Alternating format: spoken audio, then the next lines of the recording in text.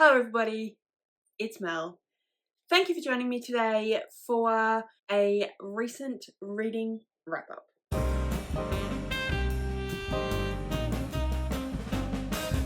Couple of things before we get into the wrap-up. First of all, I apologise for this video. For the sound quality, for the visual quality, if I'm looking in a weird place.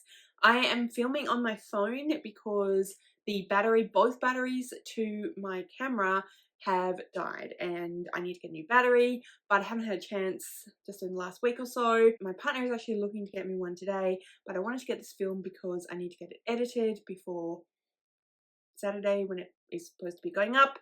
And if my partner can't get one today, we have to order one online, etc. So I'm filming this on my phone, which I don't normally do, so that's why I'm probably looking weirdly because I don't really know exactly where to look. And also the sound I'm not sure about, etc. So apologies for that. That's the main thing actually that I wanted to sort of discuss with you. The other thing was just to let you know that if you're not aware, if you haven't seen my other recent reads that I put up a month or so ago, I have changed my wrap-ups. I am not going to be doing monthly wrap-ups for the foreseeable future. I'm going to be doing recent reads. The reason for that is because I read 2 books in May and then I read 4 books in June, and it just didn't feel like that's not the right way around. I read 4 books in April. I read 2 books in April, I read 4 books in May, and then I talked about 1 book that I'd read in June as well. So I talked about 7 books. And I just figured that it made more sense for me currently because I'm not putting up as many videos, and rather than talking about 1 or 2 books every month, I would talk about 4 or 5 books whenever I get to that point. Having said that though, I am now going to be talking about 6 books, I think. Let me just check. Yes, I will be talking about 6 books that I have read recently. So I won't be talking about stats in these videos. I will talk about stats quarterly. And I just realised that that means I have not made a quarterly stats video for April, May, June, which I should put up sometime in the not too distant future, which I will do, but for the moment I'm just doing the recent reads because otherwise I'm going to get to the point where I have like 8 books to talk about and then it's going to just be too big a video, etc. So anyway, I read 3 of these books in June and I read 3 of these books in July. So we're just going to go in order of how I wrote them into my reading journal, which is the order in which I finished them. So the first book, therefore, that I have to talk about. Sorry, before I do that, just quickly to say that I will link my other recent reads, the first one I did of these. They're not monthly, but yeah, anyway, I'll link that in the description below. And anyone I talk about is also going to be linked in the description below, any YouTubers that I talk about. Anyhow, so the first book I want to talk about today is Artificial Condition, which I do have as a bind up with All Systems Red, but I forgot to grab it because it's in another room. So anyway, we'll put it on the screen. So the bind up that I have is a volume one of 2 books, the first 2 books in the novella series. I believe it's just called the Metabot Diaries, volume 1. But I have in that All Systems Red and then Artificial Condition, and I read Artificial Condition in June and I really enjoyed it. It is the second book in the series, the Murderbot Diaries. I'm not going to go into any particular detail about what happens in this book, but I will just let you know that the Murderbot Diaries, if you're unaware, I feel like most people know about this series by now, but if you're unaware, the Murderbot Diaries is a series of novellas written by Martha Wells, and they are about a artificially intelligent robot, which calls itself Murderbot. So this particular type of robot is security unit or a sec unit. So it's created in order to be security for various different research teams going to different planets, various different companies. They get hired out from a company to the research team or from whatever to, their government department, whatever it is that is making use of the sec unit. They get hired out, and then they get sent with a team to be their security unit. They are supposed to be, they're artificial intelligent, but they're supposed to be essentially just robots. They're supposed to follow commands, not really have a personality, not really have free will, etc. Now, our character Murderbot has hacked their governance system, which is the software that keeps them kind of under control, I guess. Basically taken over their own operating system. And so they have free will, they are their own person, they are more of an artificial intelligence in the sense of being aware and cognizant of what's going on and what they are and what they want and what they think and having opinions, etc. So they've hacked their governor module, but they are pretending to be a normal security unit because they don't want to get found out, because that gets melted down into scrap. All they want to do really is just watch TV. But they have to act like a normal security unit, so they go on missions, etc. In the first book, they get hired out to this group of people who are from another part of space. I'm not 100% sure where exactly in space it's set, but anyway, another section of the galaxy, and those people in that section of the galaxy believe that these robots or AI should have free will, should be able to govern themselves. And so they are much more disposed towards Murderbot being okay that Murderbot is in fact governing themselves. Anyway, and then that is about him, or them, I should say. I'm saying him because the TV show version of Murderbot, the character is played by a man called Alexander Skarsgård. However, they are androgynous, or they are non-binary. Well, actually, they're sexless entirely. Yeah, they refer to themselves as it. They are referred to as it. They are non-sexed, non-gendered. So I shouldn't have said him. It's just because I know Alexander Skarsgård from other roles where he played a male. So apologies for that. But anyway, I really enjoy the series. I think it's a really interesting commentary on society, on the way we think about personhood, about AI, about like what gives us personhood, what makes us individuals, what makes us human, etc. And yeah, I just think it's really clever. I think it's really, really fun. It's just really fun. It's sarcastic. It kind of makes me think a little bit of Douglas Adams, but it's less really in-your-face humour and much more kind of under the surface humour, if that makes sense. But it is funny and it's incredibly well written, and Murderbot's a great character. And yes, this second book I absolutely loved as well. We meet another AI who is just as interesting as Murderbot, and yeah, I had a great time with that. Really, really enjoyed it, and that's all I really have to say about that. But I'm definitely looking forward to continuing with the series. Sorry, that's not all I have to say about that, because I also just wanted to say that I did give it 4.3 stars. So not quite a 5-star read for me, just simply because I'm not a huge space person, so some of that went over my head. But I did round it up to 5 stars on Goodreads because it's so well written, it's just so entertaining, so I had a lot of fun with that. The next book that I read was The Hymn to Dionysus by Natasha Pulley. This book I did give 5 stars. If you have watched my media freakout tag, which I will link below as well, I said it was my favourite book so far this year, and I just absolutely loved it.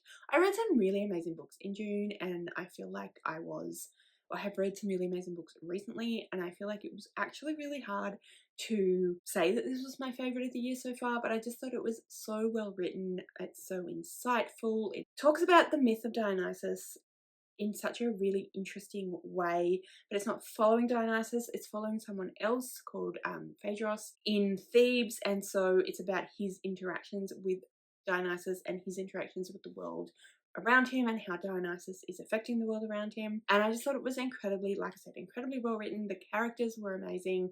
I love her writing style, I love her turn of phrase, and I had a great time with it. I love a Greek mythology retelling, as you are probably aware, and I just thought this was a fantastic one. I'm really excited to read some more Natasha Pulley now that I've read a book of hers, although I've got a book on my TBR that's been there for a long time. But anyway, so I'm really excited to read some more of her work because I absolutely loved her writing style. And my friend Manny, whose channel is definitely linked below, from Reading with Manny, who did the live show with me, absolutely loves her and highly recommends her, and thinks I would really enjoy her writing.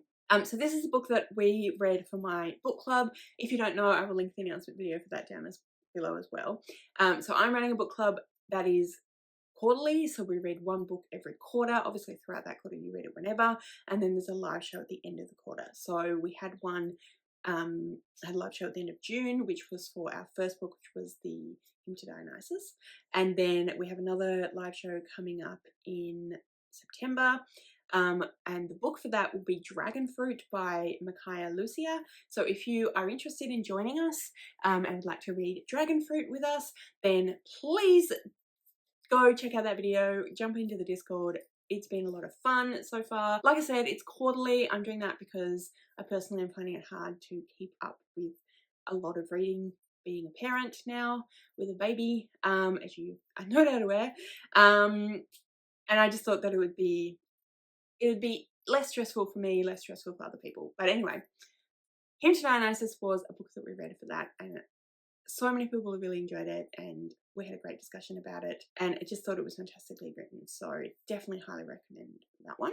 Then I read The Writing Retreat by Julia Barnes, which I ended up giving 3.2 stars, which I downgraded to 3 stars on Goodreads. This was an okay book for me. It is a thriller. It is quite a crazy thriller. It is quite messed up. A lot of twists and turns, and I thought it was okay written, but I didn't think it was that amazing. I've heard some people say they really enjoyed it, and I can see why, but it felt a little bit over the top to me.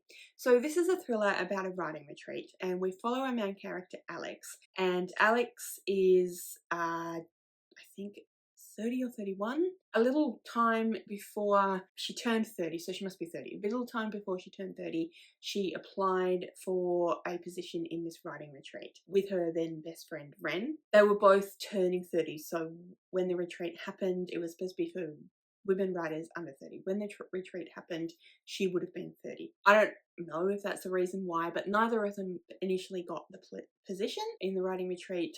And anyway, they had a big falling out. Things were very tense. They weren't talking. It was all very messy. And then someone pulls out of the writing retreat and they both get offered the position in the writing retreat. So they both end up going, but things are very strained between them, and the rest of the retreat can see this. The retreat is run by incredibly well-known literary fiction author. Everyone's really excited to be on the retreat, but when they get there, it's a little bit more busy and a little bit more work than they were anticipating, and there's a few things that feel a little bit off. And then as you go through the book, you see that there are quite a few things that are a bit off, and then you figure out what's actually going on, and it's kind of mad, kind of crazy. I buddy read this with my friend Michelle, and I think we both had a similar kind of feeling about it. Like, it was good, but it wasn't great. To me, it felt a little bit masturbatory. So it is about these group of women who want to be writers, and then this woman that they all look up to and idolize as a writer. And it just felt like, my partner has said this a number of times, like, there's so much self-insertion when writers write about being a writer, write about writers, and they act like it's like the most unbelievably amazing thing that anyone could think of to be, and that like it is the be all and end all of creativity, is the be all and end all of things that you would aspire to being. And not to say, I mean, I aspire to being a writer, not to say that those things aren't true if that's how you feel, but other careers, other choices are worthwhile, and the kind of impression that you get is that unless you are a writer, you are like not worth anything. that's how I felt with this one. It felt very much like I'm a writer and I want to be around other writers, and only writers are worth my time. And yeah, it just, that's what I mean by masturbatory. So it just felt a little, yeah, unnecessarily like self-aggrandizing, and the woman, the stuff that happens, and the woman who's running this retreat and the things that she's actually doing are so over the top. And I know that it's a thriller and it's meant to be over the top, but it was so over the top that it was just like, seriously? Like, I don't think anyone would go to those lengths to be a writer. Like, I get that there is prestige about being a writer in a way that there isn't prestige about being a nurse or a teacher, or, you know, particularly roles that women have. But I don't know, it just felt like you wouldn't go to that much. It just felt a bit over the top, and it didn't really speak to me. I mean, like I said, it was reasonably, like, I enjoyed parts of it. I read it all. I had, you know, an okay time with it, but it just felt a bit unnecessarily over the top. So 3.2 in the peach scale, which I've been using, which I rounded down to 3 stars for Goodreads. If you like a messy, over the top thriller, you may enjoy this one. I wouldn't necessarily say don't watch it, don't read it, but it was okay. I just realised that I actually have a bunch of these books next to me, and I have not been holding them up while I've been talking about them. So I had Artificial Condition. Yes, Artificial Condition in that book I didn't grab. Writing Retreat I read on my Kindle. However, I do have a copy of The Hymn to Dionysus by Natasha Pulley. That's that there, which I've already talked about, but I wanted to show it to you. The next book I also have physically. The next book that I read that I want to talk about now is, am I grabbing the correct one? Yes, I am. This is a book that I read in July. Now, July, which is still happening, so I've still got about a week left. I'll probably finish a book and maybe read another book. We'll see how we go. But anyway, July is the Australian readathon, so again, I will link my announcement video below. I will also link my amazing co-hosts, which are Novelty Corner, so Steph from Novelty Corner, Meredith from Binge Chicken Books, and Ren from The Reading Ren. They're all amazing Australians, incredible YouTubers, booktubers. I absolutely love them, and they are my co-hosts for the Australian readathon, the idea behind which is to read Australian authors. So, in lieu of that, the next book I want to talk about is a book by an Australian author. This person is an Australian Aboriginal author, so a First Nations Australian author, and that is Liar's Test by Amberlynn Quay-Molina. I have read a trilogy by Amberlynn Quay-Molina before, the Tribe trilogy, and I really enjoyed it. And this one is the first in a recent series that she has started writing. This is the Silverleaf Chronicles. It's the first book in the Silverleaf Chronicles, and I really, really enjoyed this one. It is a fantasy. It says on the front it's genre bending, which I don't necessarily see. I felt it was fairly straightforward fantasy.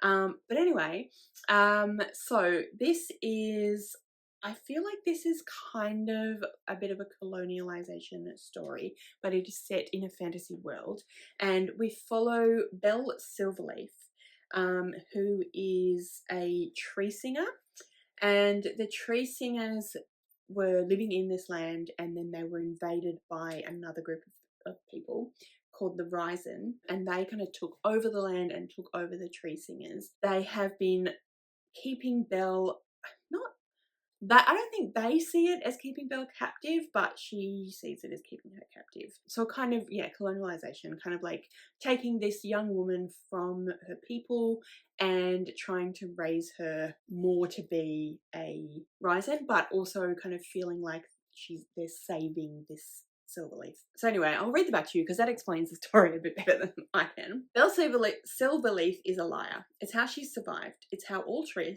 singers have survived since they were invaded by the Risen and their fickle gods. But now Belle is in the Queen's test. She's one of 7 girls competing in deadly challenges to determine who will rule the Risen Kingdom for the next 25 years. If Belle wins, she'll have the power to help her people and take revenge on the Risen. But first she has to make it through the test alive. Yeah, so this is like I said, a colonialization story. It's a story about gods, and yeah, it's a fantasy. I really, really enjoyed it. It's young adult. It's quite short. It's very easy to read. I gave this one a 4.4, which I have rounded up to 4.5 stars because it was fantastic. I really enjoyed it. I would highly recommend. Like I said, it's very easy to read. I really enjoyed the character of Belle. I really enjoy Amberlyne's Crane-Molina's writing style. I think that she writes really fast-paced, really fun action fantasies that have a lot to say while being quite, yeah, like I said, quite easy to read. It's young adults, so it's quite easy to read, but there's a lot going on in the story. And like I said, it's a story about colonization, a story about friendship, a story about family, and yeah, like I said, I just really, really enjoyed it. I thought it was incredibly well written. This book was sent to me by Erin from Shebas and Shelves for my birthday. Thank you so much, Erin. I really, really enjoyed it. I'm so incredibly glad that you have sent it to me, and I'm excited to read the rest of the series. I'm not sure how many books they're going to be in the series. I'm not sure if it says. But anyway, highly recommend. Really enjoyed this one. Then I read Heartsease by Kate Krumink, I believe is how you say the name of this author. This is a book that was the winner of the Tasmanian Literary Awards, which I went to with my friend Tanya in April or May and had a really fun time, and I bought this book there and I met the author and she was really lovely. So yeah, this is a book set in Tasmania, written by a Tasmanian author. Tasmania, if you don't know, is the island state at the bottom of Australia, off the southern coast of Australia, which is where I currently live. And I thought this was a really well written book. I really enjoyed this one. I gave this one a 3.9, which I've rounded up to 4 stars. I thought it was very well written. It is a story about grief. It is about, we have two main characters. We have Charlotte and we have Ellen. So we have Lot and Nellie. And it's written in a few different timelines. So we have one timeline where we are following Nellie, and her and her sister Lot have met up at this silent retreat. Not really sure exactly why they went to this silent retreat, but they went to this silent retreat. I think they're supposed to try and reconnect. They went to the silent retreat together. Nellie decides on the first night that she doesn't really can't really do the silent thing, and she decides she wants to go to a bar. So her and Lot go out in the middle of the night to this local pub, and they have a big conversation about various things, and then on the way back something occurs and it sets some things in motion, and then we follow Lot as well after this event has happened and the aftermath of that and how it affects Lot and other people in Nellie's life. And yeah, like I said, I thought it was really well written. It is a book about grief. It is a book about dealing with grief. It is a book about substance abuse and dealing with that, and substance abuse as a result of grief. And it's just about different ways that people deal with grief and different ways that people live on after people have died and how it affects different people in different ways. And like I said, I thought it was well written. I gave it a 3.9. I didn't think it was the most amazing book I've ever read. I mean, 3.9 is pretty high, but it wasn't quite a 5-star. For me, it just wasn't quite, what did I write? The plot was a bit too kind of meandering, I felt, in a bit of a contrived kind of way, so I gave that a 3.5. I did enjoy the characters. The characters got a 4. My enjoyment was a 4, but the artistry, again, I thought it was well written, but I didn't think it was the best written, so that's got 3.5. So those are the things that kind of dragged it down a little bit, but like I said, I still enjoyed it. I still thought it was well written. It just wasn't like up to Natasha Pulley standard per se. Plus it's gorgeous, and it's signed, personalized. It's for the dedication in all the books for Lisa the Bird and for Mel, so that's really nice. The most recent book that I finished was Love Unleashed by Melanie Saward. This is another Indigenous Australian author, First Nations Australian author. This is a book about a young woman who has just finished her master's in editing and publishing, and her mum has passed away in the last sort of year or so before the book was written or book starts. Her and her mum had this plan for the main character, whose name is Bryn, to go to New York and to try for this internship at the Paris Review, which is a literary journal. Part of the reason for this is because Bryn really wants to be an editor at a literary journal or a publishing house or something like that, and this would be an excellent way to further that career, to boost or to start that career. So that is one of the reasons. But also her mum was pregnant with her when she, or got pregnant with her when she was living herself as a young woman, I think in like her early 20s, in New York as a dancer. And so the mum, because she got pregnant, she came home and she didn't dance, she didn't continue her career because she had a child, and she was a single mum for most of Bryn's early life. So anyway, Bryn moves to New York. She doesn't actually get the job initially, the internship at the Paris Review, so she needs to find herself a place to live. She needs to find herself a job, and she finds herself a place to live. She is a Indigenous woman, and she finds herself a place to live with a flatmate who is a First Nations Canadian person. And then she gets a job in a doggy daycare, looking after the dogs, and it's about her experiences in New York and, you know, meeting people, making friends, having one night stands, developing relationships, developing friendships, having a lot of fun, going to clubs, going to parties, trying to jumpstart her career. But yeah, it was well written. I enjoyed it. It read very much like, it says it's rom-com, but I feel like the romance was kind of only part of the story, but I guess rom-com works. It's pretty light-hearted and, you know, easy reading, light-hearted, sort of chick lit as it used to be called, but now it's just general fiction. Yeah, rom-com I think would be a good way of describing it, although less on the rom, more on the com, if that makes sense. But there are some deeper stuff to do with a previous relationship that Bryn was in, which was quite toxic, and had some gaslighting and other forms of abuse in it. So there's it's a bit deep goes into a bit about that. And then there is some commentary about BIPOC people in the publishing and literary and writing space. And I thought that was quite interesting as well. But overall, it was just a fun, easy time, and I had a good time with it. I gave it a 3.7. I think I rounded up to 4 stars. I can't remember. Because I had fun with it, I thought it was, you know, like I said, like I keep saying, a bit of fun, well written, interesting, but my general vibe was that I just, yeah, had fun. So those are all the books that I have finished in the last month and a half. But anyway, that's everything that I want to talk to you about today. Like I said, the announcement video for the Australian Readathon is down below. The announcement video for my book club is listed down below. The next book we'll be reading is Dragon Fruit by Micaiah Lucia. I'll be reading that in September, but feel free if you want to join us to read it whenever, and join us for the live show, which will be the end of September. I will put the announcement video for the Amazing Readathon, because I've spoken about it a couple of times. That was created by Bree from Four Paws and a Book, so that will be down below as well. And anything else that I said that I would put when I'm editing Mel, will get that done. Anyone that I talk about today will be listed in the description below. But yeah, that's everything that I want to talk about to you. That's everything that I want to talk to you about today. So please comment below any thoughts that you have. Have you read any of these books? Did you enjoy them? What did you read in June/July? Did you join the Australian Readathon? Have you been enjoying that? Please comment any answers to those questions or any other comments that you have down below. If you'd like to leave me a comment but you don't know what, then leave me either an Australian animal or a dog in the comments below. But yeah, like I said, this is the end of the video. That's everything I want to talk to you about today, and I'm gonna love you and leave you. So thank you so much for joining me. I really hope you enjoyed this video.